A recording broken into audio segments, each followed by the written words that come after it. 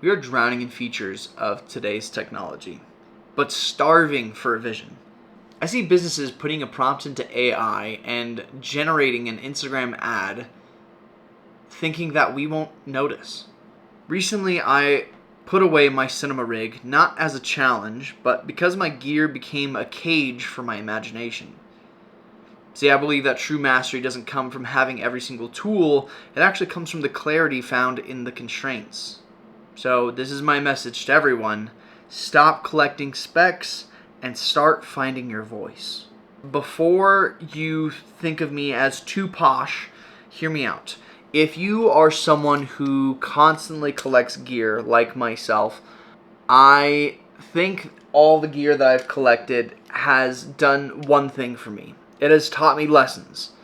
Now, if I were to start my entire career over, I'd get 2 cameras, one with the 24-70 and one with the 70-200 for one specific reason, and that's trying to find the focal length in which I believe is the best focal length for that given situation. Now, after those 2 lenses, after you figure out what you want your look to be in terms of focal length, I believe that everyone should get primes. Now, there are a few rare scenarios. In fact, hold on. Granted, this is an FX3 with a V-mount battery and a monitor and a 35-150 Tamron lens. I'm not saying that this rig is useless. I just think it's used in a very particular situation, and that is a static shot in which you need the maneuverability of 35-150. But otherwise, I don't think that anyone should be really using this. This is too much. You're losing the art of it. You're now just doing a basic job. And don't get me wrong, I know that there is art within this lens and this rig and everything else, and there is a fine art to it. However, I think people are missing the point. You don't need this to shoot something amazing. In fact, I think that you should be a little bit more intentional when shooting certain things, to the point of like sticking with one focal length. And it's something that I've swapped over to recently as well. This is what I run now for 90% of shoots that I go to. It is one prime lens. It's a 35 1.4 Sirui Aurora lens with a matte box in front of it attached to an FX3. Now please notice, this FX3 doesn't even have like a cage on it or anything. This is literally just like bare bones. And the reason why I've done this is because every single time that I would go to a shoot, I'd bring this 28-45. Now, you could probably imagine that like there is no point to get a 35 prime if I have a 28-45, because I could easily find 35 millimeters within this lens. But here is like the kicker.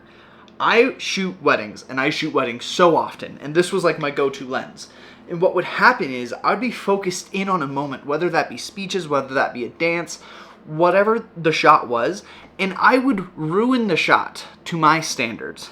I would ruin the shot by trying to zoom in or zoom out, depending on what I like better. Do I like a punched in look? Do I like a zoomed out look? In the middle of a really precious moment, and that like zooming in and out effect ruins the shot. It doesn't give the same feeling that I was trying to capture to begin with. You get more of an office vibe where you're now panning and zooming very fast into Jim Halpert's face, who looks awkward, just to realize that you don't even want that shot. But if you have a prime lens, you then have to move around to get that shot, and now you're thinking about framing, you're thinking about lighting, you're thinking about the environment, rather than, do I want this a wide or a tight shot? Finding the constraints within a shot, within a moment, makes you a better shooter, period. However, if you're working on a feature film or let's say a commercial shoot, and you have one single lens, like a prime lens, maybe you have 2 different prime lenses. If you get 3, you're pushing it. But if you have 1 to 2 prime lenses, you're now essentially setting up the audience that's watching your film to a specific look, and that look is congruent throughout the entire film. And maybe, theoretically, let's say it's a 45-minute feature film, but for like a solid 5-10 minutes, you then swap it into something that's super, super, super tight, but it's still prime. Now, if you're watching the entire movie and then all of a sudden it gets super tight and closed in, that evokes a certain emotion. It's something that is purposeful, because this entire time they were watching in wide to medium lenses, and it was the same 24 prime lens and the same 35 prime lens, and all of a sudden it jumps up to 85 for one specific scene.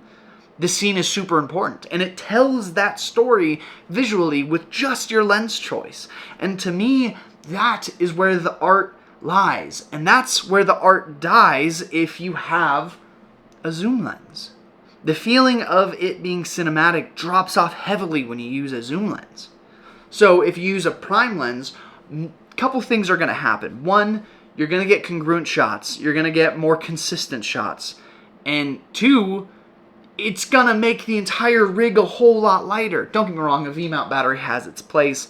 On a wedding day, I don't use a V-mount battery. I just swap out the batteries. But when you're run and gun, the lighter the camera, the easier the workflow, the better the shot, the more you're focused on everything else besides zooming. Another pro that you get when you use a prime lens, let's say you're filming a grand entrance at a wedding. This is the moment where the bride and groom come in for the first time to the reception. Now, if you're using a telephoto lens, you might set up in one corner and you might zoom in to the couple walking in, and you're just tracking them throughout the entire shot because you have a zoom lens. That's cool and all, and that's a very specific look, but I feel like it's a very dull and boring look, in my opinion.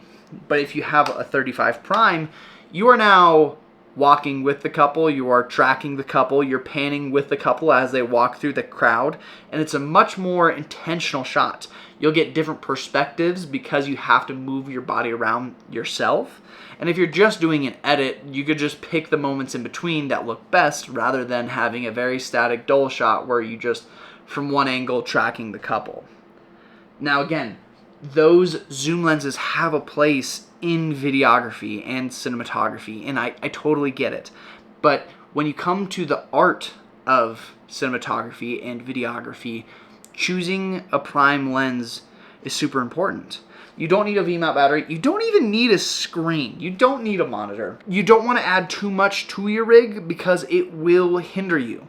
Now, this is coming from someone that has bought all the gear, and I don't regret it. It's definitely taught me lessons, but the lighter the setup, the more creative I could be. Now, there are a lot of wedding videographers that use a gimbal. I don't use a gimbal anymore because I prefer having a lighter setup.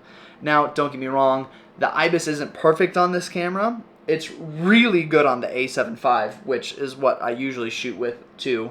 In fact, let me actually show you. There are two cameras that stay on my hip at all times during wedding. One of them is the FX3 with a 35mm 1.4, and the other one is the A7 V 24-70. We've already discussed this. This has a matte box on it, so I could slide in the VND into the matte box and it looks cinematic. And then I also have a VND CPL on this A7 V. Now, this is a zoom lens. I know I've been dissing zoom lenses essentially this entire video. This zoom lens is for emergencies only. And I know it sounds silly, but there are certain situations in which I'm filming throughout the wedding day that I have to break out the 24-70. Here is why. 90% of the day, I'm filming on this FX3, right? But maybe I need an extra little bit of width to my shot, hence the 24-70. Sometimes I need to punch in just to get a certain view from across the room that looks ever so slightly just a little bit better, hence the 24-70. But the entire day, 90% of it, filmed on the FX3 35-1.4. That is the artistic choice setup. This is the artistic choice. This is for emergencies. And a lot of you guys shoot like you're in dire need of emergencies for every single shoot. And you could be getting better quality and more purposeful shots with something that's more intentional. And that's where the divide happens. Now, don't get me wrong, I get that that is super hypocritical for me to say, especially in this video where I'm saying like, hey, all you need is 2 lenses. But like, I strongly encourage you to, if you have a 24-70, genuinely shoot at just 24. Genuinely shoot at just 35 or just 50 for an entire day. And you'll start to see what I'm talking about. And then you can make the artistic choice of, hey, I like 35 the best. Hey, I like 50 the best. But my point is, the more gear that you have to rely on, the less artistic you can be. And there's a whole art of choosing the focal length that you want. For example, this YouTube channel is mainly shot on a 35 and the 20 millimeter lens, because those feel a little bit more personable and feel more authentic than something like an 85 or 150, you know? And I put everything on a stand, or I handheld a lot of things too. The smaller your setup, the more you're going to shoot, and the more you're going to shoot creatively. Do you guys disagree? Do you guys agree? Do you feel like you learned something? I have a lot more tips and tricks coming, so stay tuned, hit that subscribe button, and if you have any questions, comments, or concerns, leave them down below. Otherwise, you guys have a phenomenal day.